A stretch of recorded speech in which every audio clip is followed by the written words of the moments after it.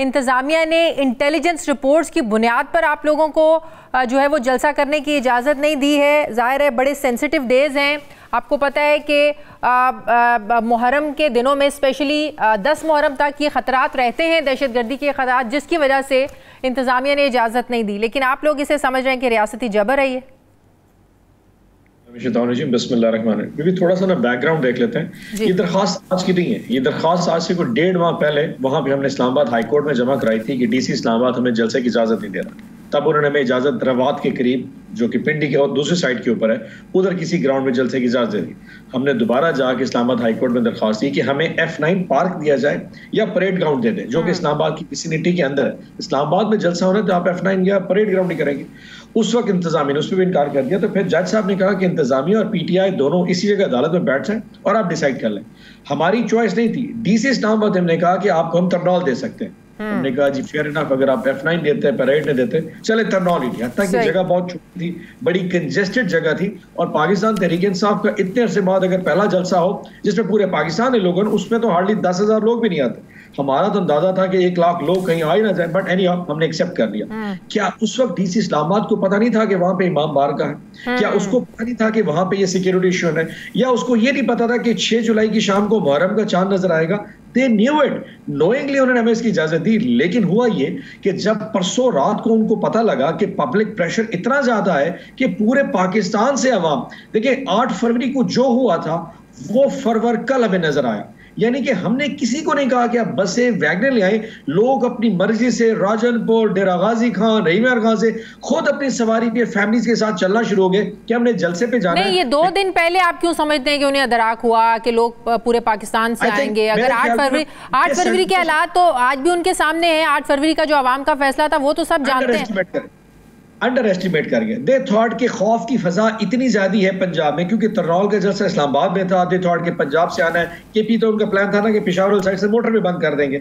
सो जब पंजाब में इतने खौफ के बावजूद, जो को रियासती जबर पिछले 1 साल में रहा, उसके बावजूद जब इंटेलिजेंस रिपोर्ट्स इनको पूरे पाकिस्तान से तमाम इनकी एजेंसीज ने दी कि यहाँ तो जो लोग संभाले नहीं जा रहे, आप बसें रोक सकते हैं, वैगनें रोक सकते हैं, गाड़ियों को सफर से कैसे रोकेंगे? तब इन्होंने, तो आप कह रहे हैं कि एजेंसीज की रिपोर्ट्स ये थी कि लोग बड़ी तादाद में आएंगे, ये एजेंसीज की रिपोर्ट नहीं थी कि दहशतगर्दी का खतरा है। ज्यादा लोगों की इनको खबर थी कि वहां पे लोग पहुंच जाएंगे, सड़कें ब्लॉक हो जाएंगी। ये जलसा जिस जगह है वहां तो 10-12 हजार से लोग ही नहीं आ सकते। दे थॉट कि इतनी बड़ी अगर आवाम एक जगह इकट्ठी हो गई और वहां पे स्पीचेस, नारे, तो ये ना हो यहां से एक मूवमेंट स्टार्ट हो जाए और शायद ये लोग यहां बैठ ना जाएं। इस खौफ में आके इन्होंने फिर ये बहाने सोचे। एंड आई सेड दैट, आप ये सोचे अभी तो खान हटियाला में है, अगर उसकी सिर्फ कहने के ऊपर एक जलसे में हम सारे सेकंड ईयर लीडरशिप है, अगर ये वहां पे इतने ज्यादा हमसे खौफजदा है, इमेजिन द टाइम जब वो बनी गाला में बैठा होगा या जमान पार्क में हो, what will happen to it? So ये सारी चीजों ने, लेकिन आप लोग ये मानने को तैयार क्यों नहीं है कि जब मुहर्रम स्टार्ट होते हैं तो वाकई मुल्क में दहशतगर्दी का खतरा होता है? आप लोग ये माने, आप लोगों की जब हुकूमत थी तब भी हम देखते थे मोबाइल फोन्स बंद हो जाते थे, इंटरनेट बंद हो जाता था। स्पेशली जो पहले 10 दिन होते हैं इसमें हुकूमतें बहुत ज्यादा अलर्ट रहती हैं। आपने एक दफा नई चीज देखी है ज़फ़ा, हुकूमत पंजाब ने लेटर लिखा है फेडरल गवर्नमेंट को कि मुहर्रम और हराम के पहले जो 5 दिन है इसमें आप टिकटॉक बंद कर दें, इंस्टाग्राम बंद कर दें, व्हाट्सएप तो चलो बंद समय लगती थी हमें, फेसबुक भी बंद कर दें और ट्विटर भी बंद। ट्विटर खैर पहले बंद है। यानी कि इतने ज्यादा, ये ट्रस्ट मी, पाकिस्तान में जो कुछ होता है वो इमरान खान की वजह से होगा। अभी ये जो हिज़्ब इस्तेकाम जो इसमें जो भी ऑपरेशन हो रहा है, that is just an eye wash. हर बंदे को पता है पाकिस्तान में ऑपरेशन हो रहा था, इंटेलिजेंस बेस्ड ऑपरेशन पूरे Pakistan. Just out of nowhere एक ऑपरेशन निकाल लिया गया। आउट ऑफ नोवेयर पाकिस्तान में सिक्योरिटी थ्रेट है, जहां टिकटॉक बंद कर दे जी। आउट ऑफ नोवेयर थॉट क्या जलसा जो है ना खतरनाक सिचुएशन है। क्या डीसी इस्लामाबाद को पता नहीं था कि पहली मुहर्रम और हराम होगी? He could have told us. हर चीज में इमरान खान इनको नजर आता है। तो अगर आप समझते हैं कि ये टोटली सियासी फैसला है, इसके पीछे दहशतगर्दी और ये सिर्फ एक बहाना है, हर वो काम जो पाकिस्तान में हो रहा है वो इमरान खान से बचने के लिए हो रहा है। तो अगर यौम आशूर के बाद भी इनकी एक्सक्यूज खत्म नहीं होती है और ये कहते हैं कि दहशतगर्दी का खतरा है, हम इजाजत नहीं दे सकते, तो क्या स्ट्रैटेजी होगी आप लोगों की? देखिए जी, इसमें अदालत का हुक्म था, हमने अदालत में अपनी डायरी दायर कर दी, मंडे को उसका डिसीजन आ जाएगा। Having said that, this was the last option. अगर इन्होंने अब अप्रूवल दी या ना दी, इन बोथ द केसेस हम एक तारीख रख देंगे, फलानी तारीख पे फलानी जगह पे। यकीन करें कुछ करने की हमें जरूरत नहीं है, जो कुछ करना है खान ने करना है। भूल गए आप लोग जी? 25 मई भूल गए आप लोग?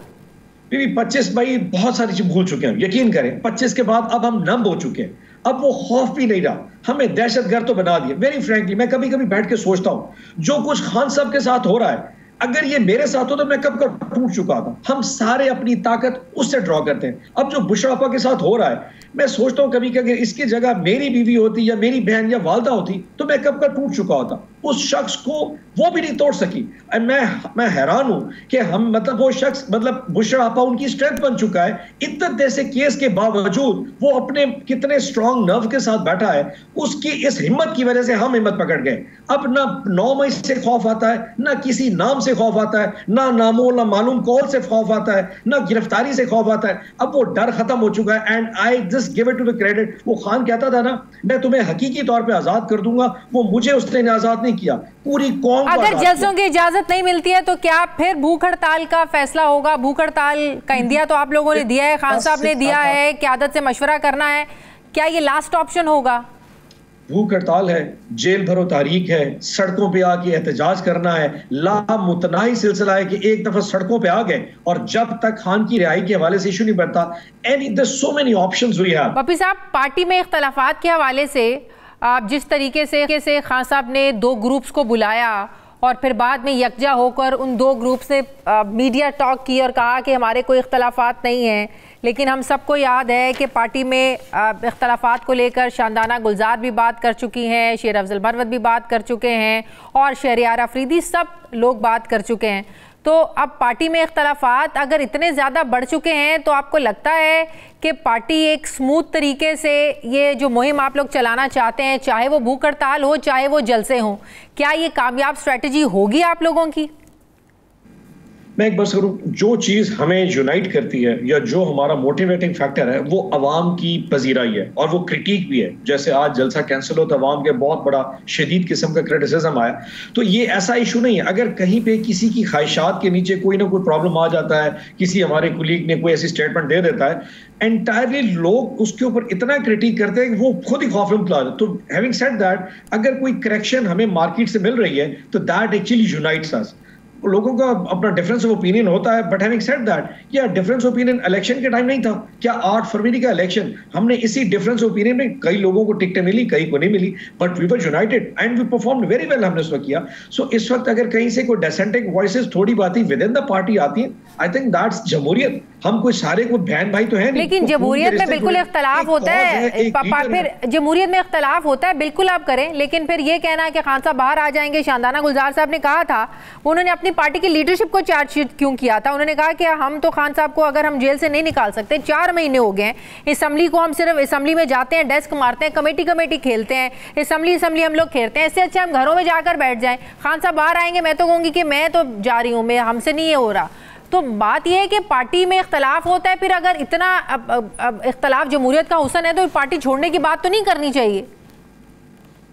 वेरी फ्रैंकली देखिए, जब कोई बंदा डेस्परेट हो जाता है ना विद इन द पार्टी, मैं खुद डेस्परेट हो जाता हूँ। आई एट वेरी पॉइंट, मतलब बहुत दफा मेरे साथ ये होता है, मैं सोचता हूँ कि मुझे क्या करना चाहिए, और मैं रात को बाजू को सोचता रहता हूँ कि अगर मैं इस वक्त कहीं बैठा होता तो मैं क्या प्लान करता खान को निकालने के हवाले से। समटाइम्स यू गेट डेस्परेट और ऑटोमेटिकली उस पर लोगों का प्रेशर भी होता है, एक खुद भी फील आती है कि यार हम इस वक्त, मैं सेनेट में बैठा हूँ, मैं अपनी फैमिली के साथ अपने बच्चों के साथ बैठा हूँ, मेरा लीडर कहाँ बैठा होगा। सो आई गेट डेस्परेट। अब उसमें बाजुकात इंसान को ऐसे अल्फाज इस्तेमाल कर जाता है विच आर नॉट अप्रोप्रिएट, जो यूनिटी का पैगाम नहीं दे पाते, लेकिन उससे कोई मैलाफाइटिंग इंटेंशंस नहीं निकलती, इट जस्ट डेस्परेट फ्रस्ट्रेशन में आ जाता है। यकीन करें, आपको अंदाजा नहीं हम कितने फ्रस्ट्रेटेड हो जाते हैं टाइम्स ये सोच के कि इस वक्त 46 डिग्री में खान अडियाला में, मैं अपने बच्चों के साथ हूँ, खान साहब के साथ जब बुशरा आपा अडियाला में उस अलकादिर ट्रस्ट के लिए आती है, यकीन करें हमें अपने आप में शर्म आनी शुरू हो जाती है। सो ये वो चीजें हैं जहां पे कहीं फ्रस्ट्रेशन में कुछ अल्फाज अगर किसी दोस्त के निकल जाते हैं, वो कोई डिसयूनिटी का पैगाम नहीं होता,